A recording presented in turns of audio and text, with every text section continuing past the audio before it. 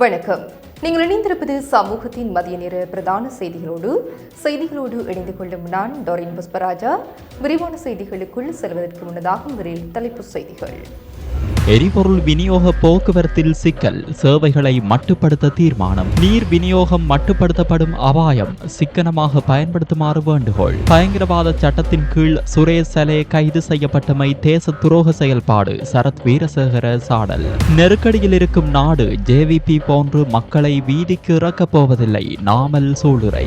மட்டக்களப்பை அதிர வைத்த கொடூரம், மேலும் ஒருவர் கைது, புதைத்து வைத்திருந்த மயக்க மருந்துகள் மீட்பு. யாழில் முக்கிய கூட்டம், மாவட்ட செயலகம் முன் குவிக்கப்பட்ட படையினர். தலைமன்னார் கடற்பரப்பில் கைதான 10 இந்திய மீனவர்கள், நீதிமன்றம் வழங்கிய உத்தரவு. புதன்கிழமை விடுமுறை சரியான திட்டமிடல் அல்ல, ரவி கருணாநாயக்க குற்றச்சாட்டு. முழு நாடுமே ஒன்றாக போதைப்பொருள் ஒழிப்பு நடவடிக்கையில் பாரிய வெற்றி, வெளியான அதிரடி அறிக்கை. இலங்கையில் 5000 பேர் சிறுநீரக நோயின் இறுதி கட்டத்தில், சுகாதாரத்துறை எச்சரிக்கை. இளவாலை வைத்தியசாலையில் வைத்தியர் இல்லை, மயங்கிய மாணவன் வாசலில் காத்திருந்த அவலம். Fourth Monkey Connect coming soon. இலங்கையில் எரிபொருள் விநியோகத்தில் ஈடுபட்டுள்ள ஐக்கிய இலங்கை எரிபொருள் தாங்கி ஊர்திகளின் உரிமையாளர்கள் சங்கம் இன்று முதல் தனது சேவைகளை மட்டுப்படுத்த தீர்மானித்துள்ளது.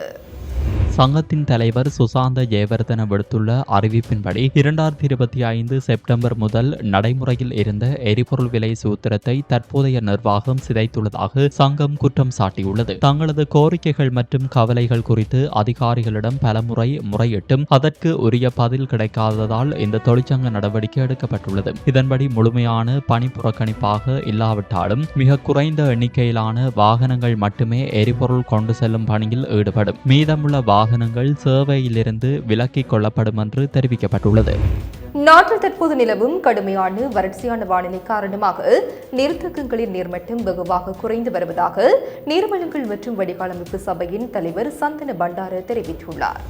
எனவே நீரை வீணாக்குவதை தவிர்த்து அத்தியாவசிய தேவைகளுக்கு மட்டும் நீரை பயன்படுத்துமாறு பொதுமக்களிடம் கோரிக்கை விடுக்கப்பட்டுள்ளது. அத்துடன் அளவுக்கு அதிகமாக நீரை பயன்படுத்தினால் உயரமான பகுதிகளில் உள்ள வீடுகளுக்கும் குழாய் ஊடாக நீரை பெற்றுக்கொள்ளும் இறுதி முனையத்தில் உள்ள இடங்களுக்கும் செல்லும் நீரின் அழுத்தம் குறையக்கூடும் என்று அவர் சுட்டிக்காட்டியுள்ளார். நாட்டில் வறட்சி நிலைமை மேலும் மோசமடைந்தால் எதிர்வரும் நாட்களில் நீர் விநியோகத்தை மட்டுப்படுத்த வேண்டிய நிலை ஏற்படும் என்று அவர் எச்சரித்துள்ளார். எனவே தடையின்றி நீர் விநியோகத்தை முன்னெடுத்து செல்ல பொதுமக்களின் ஒத்துழைப்பு மிகவும் அவசியம் என்று நீர் வழங்கல் சபையின் தலைவர் சந்தன பண்டார வலியுறுத்தியுள்ளார்.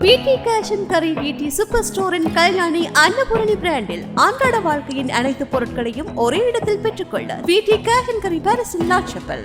புலிகளின் அமைப்பின் ஆதரவாளர்களை திருப்திப்படுத்தவே சுரேஷ் சலே சித்திரவதைக்கு உள்ளாக்கப்படுகின்றார் என ஸ்ரீலங்கா பொதுஜன பெரமுனவின் உறுப்பினர் சரத் வீரசேகர தெரிவித்தார்.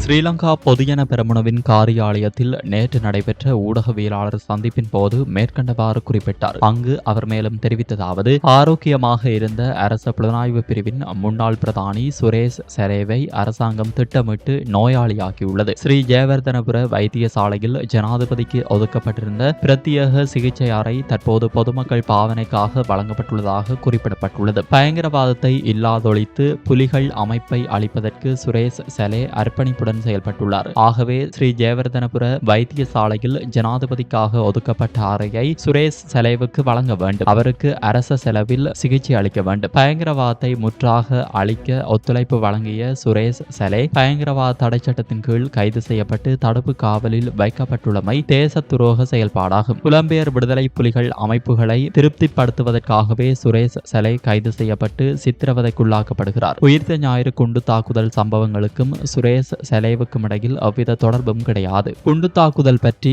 முழுமையான புலனாய்வு தகவல்கள் தொடர்ச்சியாக கிடைத்தும் குற்ற புலனாய்வு திணைக்களம்தான் உரிய நடவடிக்கைகளை மேற்கொள்ளவில்லை. பயங்கரவாதி சக்ரானை கைது செய்யவும் இல்லை. அவ்வாறாயின் குற்ற புலனாய்வு திணைக்களத்திற்கு எதிராகவே நடவடிக்கை எடுக்க வேண்டும் என்றார்.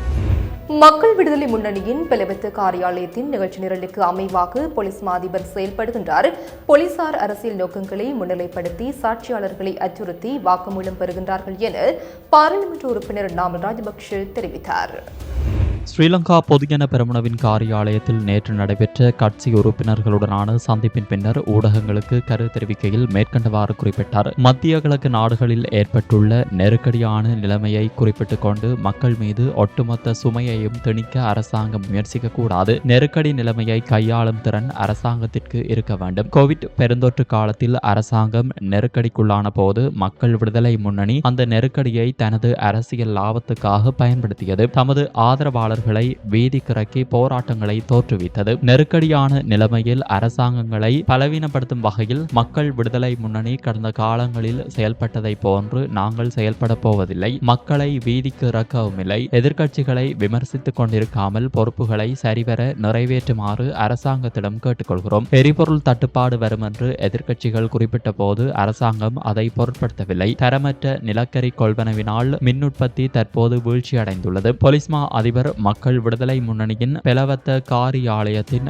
நிகழ்ச்சி நிரலுக்கு அமைவாக செயல்படுகிறார். போலீஸ் தரப்பு அரசியல் நோக்கங்களை முன்னிலைப்படுத்தி செயல்படுகிறார்கள். அச்சுறுத்தி வாக்குமூலம் பெறுகிறார்கள். இவ்வாறான செயல்பாடுகள் ஒருபோதும் வெற்றி பெறாது என்றார். மட்டக்களப்பில் மயக்கமருந்து கொடுத்து பெண்களை கடத்தி தங்க ஆபரணங்களை கொள்ளையிட்டு கிணற்றில் வீசி கொலை செய்து வந்த கும்பலுடன் தொடர்புபட்டு மற்றொரு சந்தேக நபரும் நேற்றிரவு அதிரடியாக கைது செய்யப்பட்டுள்ளார். 37 வயதுடைய முச்சக்கர வண்டி சாரதி ஒருவரை நேற்று வியாழக்கிழமை இரவு மயக்கத்துக்கு பாவிக்கும் ஸ்பிரேயருடன் கைது செய்ததுடன் கொள்ளை சம்பவத்துக்கு பயன்படுத்தி வந்த சத்திர சிகிச்சைக்கு பாவிக்கும் மயக்க மருந்துகள் மற்றும் ஸ்பிரே மாத்திரைகள் என்பவற்றை மீட்டுள்ளதாக கிழக்கு மாகாண பெரும் குற்றத்தடுப்பு பிரிவு பொறுப்பதிகாரி தெய்வநாயகம் மேனன் தெரிவித்துள்ளார். கடந்த 20ஆம் தேதி கொக்கட்டிச்சோலை நெல்லிக்காட்டு வயல் பிரதேசத்தில் பாழடைந்த கிணற்றிலிருந்து வவுணதீவு கொத்தியாவல பிரதேசத்தை சேர்ந்த 26 வயது இளம் தாய் ஒருவர் உயிருடனும் ஏற்கனவே காணாமல் போன மற்றொரு பெண் ஒருவர் சடலமாக கிணற்றில் இருந்தும் மற்றும் இளம் தாயின் 3 வயது சிறுமி வயல் பகுதியில் உயிருடனும் மீட்கப்பட்டனர். சம்பவம் தொடர்பாக கிழக்கு மாகாண பிரதி போலீஸ் மா அதிபர் சட்டத்தரணி வர்ண ஜெயசுந்தர்வின் வழிகாட்டுதலில் மாவட்ட சிரேஷ்ட போலீஸ் அத்தியட்சகர் லலித் லீலாரத்னவின் நேரடி கண்காணிப்பில் கிழக்கு மாகாண பெரும் குற்றத்தடுப்பு பிரிவு பொறுப்பதிகாரி தலைமையிலான போலீஸ் குழுவினர் அதிரடி விசாரணை முன்னெடுத்தனர். இதன்போது வவுணதீவு போலீஸ் பிரிவில் உள்ள காஞ்சிரம்குடா பகுதியை சேர்ந்த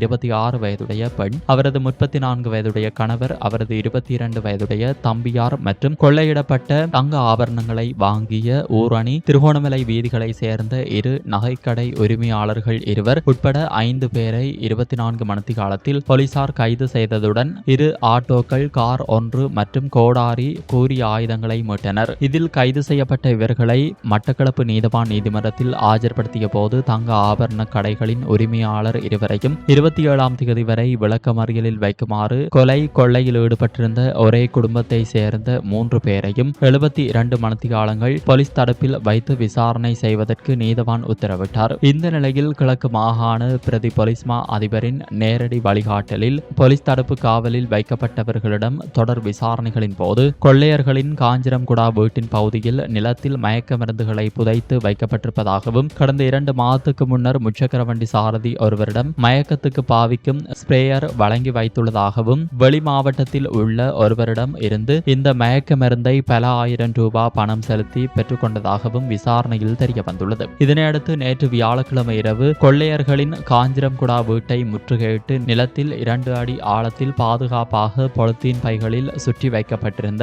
வைத்தியசாலைகளில் சத்திர சிகிச்சையின் போது பாவிக்கப்படும் 6 மயக்க மருந்துகளை கொண்ட போத்தல் மற்றும் மயக்க மாத்திரைகள் மருந்துகள் மீட்கப்பட்டுள்ளது. அதனைத் தொடர்ந்து கொக்கட்டிச்சோலை பிரதேசத்தில் வீடு ஒன்றை முற்றுகையிட்டு 37 வயதுடைய முச்சக்கர வண்டி சாரதி ஒருவரை கைது செய்ததுடன் அவரது வீட்டின் நிலத்தில் புதைக்கப்பட்டிருந்த கொள்ளையர்கள் வழங்கிய மயக்கத்துக்கு பாவிக்கும் ஸ்பிரேயர் போத்தல் ஒன்றையும் குற்றச்செயலுக்கு பயன்படுத்திய முச்சக்கர வண்டி ஒன்றையும் மீட்டுள்ளதாக அவர் தெரிவித்தார். இதேவேளை குறித்த குற்றச்சாட்டு தொடர்பான வழக்கு விசாரணைகள் இன்று மீண்டும் நீதிமன்றத்தில் விசாரணைக்கு எடுத்துக் கொள்ளப்பட உள்ளமை குறிப்பிடத்தக்கது. சர்ச்சைக்குரிய 323 கொள்கலன்களின் ஒரு பகுதியை விசாரணை செய்வதற்கு தமக்கு சந்தர்ப்பம் கிடைத்ததாகவும் அந்த பகுதியில் எந்தவித முறைகேடுகளும் கண்டறியப்படவில்லை என சுங்க ஊடக பேச்சாளர் சந்தன புஞ்சிகேவா தெரிவித்தார். நேற்று நடைபெற்ற விசேட செய்தியாளர் சந்திப்பின் போதே அவர் இதனை குறிப்பிட்டார். அவர் மேலும் தெரிவிக்கையில், முழு நாடும் ஒன்றாக போதைப் பொருள் ஒழிப்பு தேசிய வேலை திட்டத்தின் கீழ் இலங்கை சுங்க திணைக்களம் பாரிய பங்களிப்பை வழங்கியுள்ளது. அதன்படி 2025 ஆண்டில் மாத்திரம் பல்வேறு வகையான போதைப் பொருள் கடத்தல்கள் தொடர்பான 147 சுற்றி வளைப்புகள் முன்னெடுக்கப்பட்டு 5.8 பில்லியன் ரூபாய் பெறுமதியான 435 கிலோகிராம் போதைப் பொருள் சுங்க பிரிவினரால் கைப்பற்றப்பட்டுள்ளன. தான் பணிப்பாளராக கடமையாற்றும் தடுப்பு பிரிவுக்கு குறித்த கொள்கலன்களில் ஒரு தொகுதி விசாரணைகளுக்காக கிடைத்தது. இதன்போது முன்னெடுக்கப்பட்ட கணக்காய்வு மற்றும் தணிக்கைகளின் போது அந்த கொள்கலன்களை இறக்குமதி செய்த நிறுவனங்கள் தொடர்பில் எவ்வித சட்டவிரோத நடவடிக்கைகளும் கண்டறியப்படவில்லை. இருப்பினும் குறித்த 323 கொள்கலன்கள் தொடர்பான முழுமையான அறிக்கைகள் கிடைத்த பின்னரே இது குறித்த இறுதி தீர்மானத்தை வழங்க முடியும். தற்போது தான் வெளியிட்டுள்ள கருத்துக்கள் தான் பரிசோதனை செய்த கொள்கலன்களுக்கு மாத்திரமே செல்லுபடியாகும் என்றார். யாழ்ப்பாணம் மாவட்ட ஒருங்கிணைப்பு குழு கூட்டம் மாவட்ட செயலக கேட்போர் கூடத்தில் நடைபெற்று வரும் நிலையில் மாவட்ட செயலக சூழலில் பெருமளவான போலீசார் குவிக்கப்பட்டு பாதுகாப்பு பலப்படுத்தப்பட்டுள்ளதாக தெரிவிக்கப்படுகின்றது. மாவட்ட ஒருங்கிணைப்பு குழு கூட்டம் இன்றைய தினம் ஒருங்கிணைப்பு குழு தலைவர் ராமலிங்கம் சந்திரசேகர் தலைமையில் வடமாகாண ஆளுநர் நா. வேதநாயகனின் இணை தலைமையுடன் நடைபெற்று வருகிறது. அதே நேரம் ஆசிரியர்கள் இடமாற்றம் தொடர்பில் ஆசிரியர்களால் மாவட்ட செயலகம் முன் போராட்டம் நடத்தப்பட உள்ளதாகவும், காணி விடுவிப்பு கோரி காணி உரிமையாளர்களும் மாவட்ட செயலகம் முன் போராட்டத்தில் ஈடுபட உள்ளதாகவும் போலீசாருக்கு கிடைத்த ரகசிய தகவலின் அடிப்படையில் மாவட்ட செயலக சுற்றுவட்ட பகுதிகளில் போலீசார் குவிக்கப்பட்டு பாதுகாப்பு பலப்படுத்தப்பட்டுள்ளது.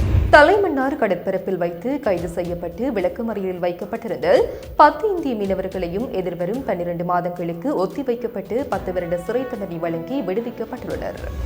இலங்கை கடற்பரப்பில் கடந்த மாதம் 19ஆம் தேதி அத்துமீறி மீன்பிடியில் ஈடுபட்ட நிலையில் கைது செய்யப்பட்ட இந்திய 10 மீனவர்களின் வழக்கு விசாரணை நேற்றைய தினம் வியாழக்கிழமை மன்னார் நீதிமன்றத்தில் விசாரணைக்கு எடுத்துக் கொள்ளப்பட்டது. கடந்த மாதம் 19ஆம் தேதி இலங்கை கடற்பரப்பில் வைத்து 2 படகுகளுடன் குறித்த 10 இந்திய மீனவர்களும் கைது செய்யப்பட்ட நிலையில் அவர்கள் மன்னார் நீதிமன்றத்தில் ஆஜர்படுத்திய போது குறித்த மீனவர்களை நேற்று வியாழக்கிழமை 26ஆம் தேதி வரை விளக்கமறியலில் வைக்க உத்தரவிடப்பட்டது. இந்த நிலையில் குறித்த மீனவர்கள் 10 பேர் நேற்றைய தினம் வியாழக்கிழமை மன்னார் நீதிமன்றத்தில் ஆஜர்படுத்தப்பட்டனர். இதன்போது விசாரணைகளை மேற்கொண்ட நீதவான் குறித்த 10 மீனவர்களையும் எதிர்வரும் 12 மாதங்களுக்கு ஒத்திவைக்கப்பட்ட 10 வருட சிறை தண்டனை வழங்கி விடுவிக்கப்பட்டனர். மன்னார் மாவட்ட மேலதிக நீதவான் முன்னிலையில் குறித்த வழக்கு விசாரணைக்காக எடுத்துக் கொள்ளப்பட்டது. மேலும் ஒவ்வொரு மீனவர்களுக்கும் தலா 2,50,000 ரூபாய் அபராதம் விதிக்கப்பட்டதோடு வழக்கின் சான்று பொருட்களை அரசுடைமையாக்க நீதிமன்றம் உத்தரவிட்டது.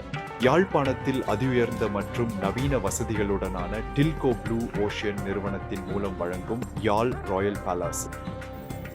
நாடு தற்போது எதிர்கொண்டுள்ள நெருக்கடி நிலையில் புதன்கிழமை விடுமுறை தினமாக அறிவிக்கப்பட்டிருப்பது சரியான திட்டமிடல் அல்ல என புதிய ஜனநாயக முன்னணி பாராளுமன்ற உறுப்பினர் ரவி கருணாநாயக்க தெரிவித்தார். கொழும்பில் நடந்த விசேட செய்தியாளர் சந்திப்பில் கலந்து கொண்டு கருத்து தெரிவிக்கையிலேயே அவர் இவ்வாறு குறிப்பிட்டார். மத்திய கிழக்கில் இடம்பெற்று வரும் யுத்த நிலை எமது நாட்டுக்கும் பாரிய அளவில் பாதிப்பை ஏற்படுத்தி வருகின்றது. குறிப்பாக எரிபொருளின் விலை அதிகரிப்பானது நாட்டின் அனைத்து துறைகளையும் பாதிக்கின்றது. அதனால் இந்த சந்தர்ப்பத்தில் அரசாங்கம் இந்த பிரச்சினைகளுக்கு மிகவும் சிந்தித்து தீர்வு காண நடவடிக்கை எடுக்க வேண்டும். குறிப்பாக அரசாங்கம் 1775 டபுள் கெப் வாகனங்களை இறக்குமதி செய்ய நடவடிக்கை எடுத்திருக்கின்றது. இந்த நேரத்தில் வாகனங்களை இறக்குமதி செய்ய வேண்டாம் என நாங்கள் தெரிவிக்கவில்லை. மாறாக அந்த 1775 வாகனங்களும் மின்சார வாகனங்களாக இறக்குமதி செய்யுமாறை நாங்கள் தெரிவிக்கின்றோம். அரசாங்கம் அவ்வாறு மின்சார வாகனம் இறக்குமதி செய்யுமானால் தற்போதைய எரிபொருள் விலைக்கு நாளொன்றுக்கு 8 பில்லியன் ரூபாவை அரசாங்கத்திற்கு மிதப்படுத்திக் கொள்ள முடியும். எரிபொருள் செலவை கட்டுப்படுத்துவதற்காக அரசாங்கம் புதன்கிழமை அரசு விடுமுறையாக அறிவிப்பு செய்திருப்பது சரியான திட்டமிடல் அல்ல. மாறாக அரசு ஊழியர்களை வீடுகளிலிருந்து பணியாற்ற இருக்கலாம். இதனால் நாளொன்றுக்கான பணிகள் முடங்குகின்றன. அதே நேரம் தற்போது உள்ள எரிபொருள் விலையேற்றத்தால் ஏற்படும் விலை அதிகரிப்புகளை கட்டுப்படுத்த அரசாங்கம் குறிப்பிட்ட பிரிவினருக்கு நிவாரணங்களை வழங்க வேண்டும். 130% அரசு ஊழியர்களுக்கு எரிபொருள் இலவசமாகவே வழங்கப்படுகின்றது. அதனை நிறுத்த வேண்டும். ஏனைய 75% 25% மாணவர்களே அதிகம் பாதிக்கப்படுகின்றார்கள். குறிப்பாக விவசாயிகள், கடற்தொழிலாளர்களுக்கு எரிபொருள் நிவாரணம் வழங்கி அவர்களை கையகப்படுத்த வேண்டும் என்றார். இலங்கையில் போதைப்பொருள் மற்றும் பாதாள குழுக்களின் செயற்பாடுகளை ஒழிப்பதற்காக ஆரம்பிக்கப்பட்டு முழு நாடுமே ஒன்றாக தேசிய நடவடிக்கை 5 மாதங்களை நிறைவு செய்துள்ள நிலையில் அதன் அடைவுகள் மற்றும் அடுத்த கட்ட நடவடிக்கைகள் குறித்து விசேட செய்தியாளர் சந்திப்பு நேற்று நடைபெற்றது. இதில் போலீஸ் ஊடக பேச்சாளர் FU வுட்லர் மற்றும் முப்படைகளின் பிரதிநிதிகள் கலந்து கொண்டு முக்கிய தகவல்களை பகிர்ந்து கொண்டனர். 2025 அக்டோபர் 30 அன்று ஆரம்பிக்கப்பட்ட இந்த நடவடிக்கையின் கீழ் 1071 kilo heroin, 1938 kilo ice, 4917 kilo கஞ்சா மற்றும் சுமார் 1 லட்சம் போதை மாத்திரைகள் கைப்பற்றப்பட்டன. நாடு முழுவதும் 1,14,000 சந்தேக நபர்கள் கைது செய்யப்பட்டுள்ளனர். போதைப்பொருள் பயன்பாட்டிற்கு அடிமையான 1911 பேருக்கு இதுவரை மறுவாழ்வு அளிக்கப்பட்டுள்ளது. கடந்த 3 ஆண்டுகளில் தேடப்பட்டு வந்த 29 சந்தேக குற்றவாளிகள் நாட்டுக்கு அழைத்து வரப்பட்டுள்ளனர். மேலும் 89 பேருக்கு சிவப்பு அறிவித்தல் விடுக்கப்பட்டுள்ளது. போதைப்பொருள் கடத்தல்தாரர்களுக்கு தகவல் வழங்கி அவர்களுக்கு துணையாக இருந்த சில போலீஸ் உத்தியோகத்தர்கள் அடையாளம் காணப்பட்டு அவர்கள் உடனடியாக பணிநீக்கம் செய்யப்பட்டுள்ளதாக ஊடக பேச்சாளர் உறுதிப்படுத்தினார். மேல் மாகாணத்தில் இடம்பெறும் குற்றச்செயல்கள் மற்றும் ஊழல் குறித்து பொதுமக்கள் தகவல் வழங்க 07771281228 என்ற புதிய வாட்ஸ்அப் இலக்கம் அறிமுகப்படுத்தப்பட்டுள்ளது. அத்துடன் நாடு தழுவிய ரீதியில் 1997 மற்றும் 119 ஆகிய இலக்கங்களூடாகவும் தகவல்களை வழங்க முடியும். சட்டவிரோத போதைப்பொருள் வர்த்தகம் மூலம் ஈடுபட்டு சுமார் 3313 மில்லியன் ரூபாய் பெறுமதியான சொத்துக்கள் 2024 முதல் இதுவரை அரசால் முடக்கப்பட்டுள்ளன. மேலும் 215 சந்தேக நபர்களின் சொத்துக்கள் குறித்து தீவிர விசாரணைகள் நடைபெற்று வருகின்றன. முழு நாடுமே ஒன்றாக எனும் இந்த தேசிய இலக்கை அடையும் வரை இக்கடுமையான சோதனைகள் தொடரும் என பாதுகாப்பு தரப்பினர் தெரிவித்துள்ளனர். இலங்கையில் சுமார் 5000 நோயாளர்கள் சிறுநீரக நோயின் மிக மோசமான இறுதிக்கட்டத்தில் உள்ளதாக சுகாதார மேம்பாட்டு பணியகம் அதிர்ச்சியூட்டும் தகவலை வெளியிட்டுள்ளது. அதேவேளை கடந்த ஒரு வருடத்தில் மட்டும் இலங்கையில் சுமார் 300 சிறுநீரக மாற்று அறுவை சிகிச்சைகள் வெற்றிகரமாக முன்னெடுக்கப்பட்டுள்ளதாகவும் அந்த பணியகம் சுட்டிக்காட்டியுள்ளது. மருத்துவ நிபுணர்களின் ஆய்வின்படி சிறுநீரக செயலிழப்பு ஏற்படுவதற்கு பின்னரும் 2 காரணிகளே பிரதானமாக அமைகின்றன. நீரிழிவு நோய், உயர் இரத்த அழுத்தம். இதுகுறித்து சிறுநீரக நோய் நிபுணர் நலக கேரத் விடுத்துள்ள அவசர அறிவுறுத்தலில் நீரிழிவு மற்றும் உயர் இரத்த அழுத்தம் உள்ளவர்கள் பின்வரும் நடைமுறைகளை கண்டிப்பாக பின்பற்றுமாறு வலியுறுத்தியுள்ளார். இந்த பாதிப்புகள் உள்ளவர்கள் குறைந்தது வருடத்திற்கு ஒரு முறையாவது தங்களது சிறுநீரக செயல்பாடுகளை முழுமையாக பரிசோதித்துக் கொள்ள வேண்டும். பல நோயாளர்கள் நோய் முற்றிய பின்னரே சிகிச்சைக்காக வருகின்றனர். ஆரம்பத்திலேயே கண்டறிவதன் மூலம் சிறுநீரக செயலிழப்பு அபாயத்தை தவிர்க்க முடியும். முறையான மருத்துவ ஆலோசனைகள் மற்றும் உணவு பழக்க வழக்கங்கள் மூலம் நோயாளிகளின் வாழ்க்கை தரத்தை மேம்படுத்த முடியும். முறையான பரிசோதனைகளை முன்கூட்டியே செய்வதன் மூலம் தீவிரமான சிறுநீரக பாதிப்புகளிலிருந்து உங்களை பாதுகாத்துக் கொள்ள முடியும் என சுகாதார பிரிவு மேலும் தெரிவித்துள்ளது. மயக்கமுற்று பாடசாலை மாணவனுக்கு இளவாலை பிரதேச வைத்தியசாலையில் வைத்தியர் இல்லாத காரணத்தால் சிகிச்சை வழங்க முடியாது என தெரிவித்த நிலையில் மாணவன் வாசலில் காத்திருக்க வேண்டிய சூழ்நிலை ஏற்பட்டுள்ளது. குறித்த சம்பவம் தொடர்பில் தெரிய வருவதாவது, நேற்றைய தினம் இளவாலை பகுதியில் உள்ள பாடசாலை ஒன்றில் கல்வி கற்கும் மாணவன் மயங்கி விழுந்துள்ளார். அருகிலுள்ள பிரதேச வைத்தியசாலைக்கு கொண்டு சென்ற நிலையில் அங்கு வைத்தியர் இல்லை எனவும் 2 மணிக்கு பின்னரே வருகை தருவார் என வைத்தியசாலை ஊழியர் ஒருவர் தெரிவித்துள்ளார். மாணவனின் நிலை கருதி தாதியர் ஒருவரை முதலுதவி செய்யுமாறு ஆசிரியர் ஒருவர் கேட்ட நிலையில் மாணவனுக்கு ஏதாவது நடந்தால் தமக்கு பொறுப்பாயிடும் செய்ய மாட்டோம் என தெரிவித்துள்ளனர். மாணவனை அனுப்புவதற்கு ஆம்புலன்ஸ் வண்டி ஏதாவது ஒழுங்கு செய்து தாருங்கள் என கேட்ட நிலையில் அதுவும் தம்மிடமில்லை, வேறு ஆம்புலன்ஸ் வண்டிகளும் இங்கு வராது என தெரிவித்துள்ளனர். வேறு வழியின்றி மயக்கமடைந்த மாணவனை தெல்லிப்பளை ஆதார வைத்தியசாலைக்கு கொண்டு சென்று அனுமதித்துள்ளனர். இச்சம்பவம் மக்கள் மத்தியில் பெரும் விசனத்தை ஏற்படுத்தியுள்ளதுடன் உரிய அதிகாரிகள் இது தொடர்பில் கவனம் எடுக்க வேண்டும் என கோரிக்கை விடுக்கப்பட்டுள்ளது. நாட்டின் பல்வேறு பகுதிகளில் மேற்கொள்ளப்பட்ட சுற்றி வளைப்புகளில் சட்டவிரோதமான முறையில் எரிபொருளை சேமித்து வைத்த 3 கைது செய்யப்பட்டுள்ளனர். நேற்று நீர்கொழும்பு, புதுக்குடியிருப்பு மற்றும் ஹிங்குராக்குடு ஆகிய போலீஸ் பிரிவுகளில் இந்த சோதனைகள் முன்னெடுக்கப்பட்டன. இதன்போது அனுமதி பத்திரமின்றி வைக்கப்பட்டிருந்த டீசல் மற்றும் மண்ணெண்ணெய் என்பன கைப்பற்றப்பட்டுள்ளன. நீர்கொழும்பு கலப்பு பகுதியில் மீன்பிடி படகொன்றில் மறைத்து வைக்கப்பட்டிருந்த 1050 லிட்டர் டீசலை சேமித்து வைத்து 57 வயதுடைய நபர் ஒருவர் கைது செய்யப்பட்டுள்ளார். புதுக்குடியிருப்பு சுதந்திரபுரம் பகுதியில் சட்டவிரோதமாக சேமித்து வைக்கப்பட்டிருந்த 562 லிட்டர் டீசலுடன் 36 வயதுடைய சந்தேக நபர் ஒருவர் கைது செய்யப்பட்டார். அத்தோடு கிங்குராக்குடு ஜார்ஜ் 7 பகுதியில் சட்டவிரோதமாக சேமிக்கப்பட்டிருந்து 1995 லிட்டர் மண்ணெண்ணெய் கைப்பற்றப்பட்டதுடன் 36 வயதுடைய நபர் ஒருவர் கைது செய்யப்பட்டுள்ளார். கைது செய்யப்பட்ட சந்தேக நபர்கள் மற்றும் கைப்பற்றப்பட்ட எரிபொருள் தொகுதிகள் தொடர்பாக அந்தந்த போலீஸ் நிலையங்கள் மேலதிக விசாரணைகளை முன்னெடுத்து வருவதாக தெரிவித்துள்ளனர்.